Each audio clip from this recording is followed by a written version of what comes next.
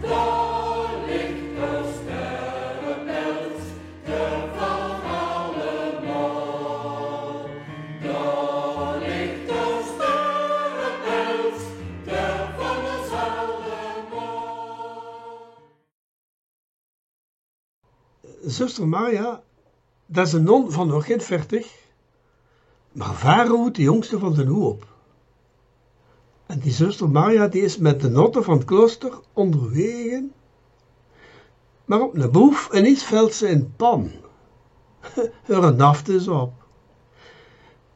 Nou weet ze dat er een naftboom is, zo'n goed 300 meter verder op een hoek. En toen gaat ze daar te voet in. Maar ze heeft geen nummer of niks voor naft in te doen.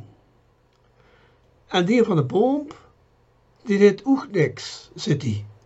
Geen nummerken of niks, alles verkocht. Nou zit die non daar. Maar er zit tegenover een oud madameke op een bank voor de deur te kijken. De non gaat wennen en ze vraagt haar of ze geen nummer of zoiets heeft. Nu zit ze. Die zijn allemaal bij Marie. Maar op stuk van de zaak krijgt ze haar pispot. En ziet dat je hem strak teruggeeft, hè, zegt het madameke nog. Ja, zegt zuster Maria, ik breng hem direct terug. En ze gaat weer op de naftpomp af. Ze doet die pispot zo goed mogelijk vol. Ze lint van die minst een traagter en ze gaat weer naar een auto. De pispot, dat drukt niet zo erg wie een nummer. Dat is geen henkseloon. Ze drukt hem er 2 haan voor onderwege niet te veel te knoeien. Voetje voor voetje gaat ze naar een auto.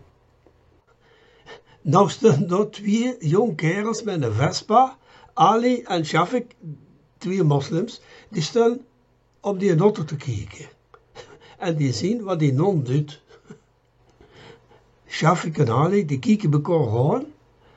En dan zit Shafik bij Allah, zit hij, kijk nou daar, wat is dat jong? Die schudt haar pispot in haar naaldbak.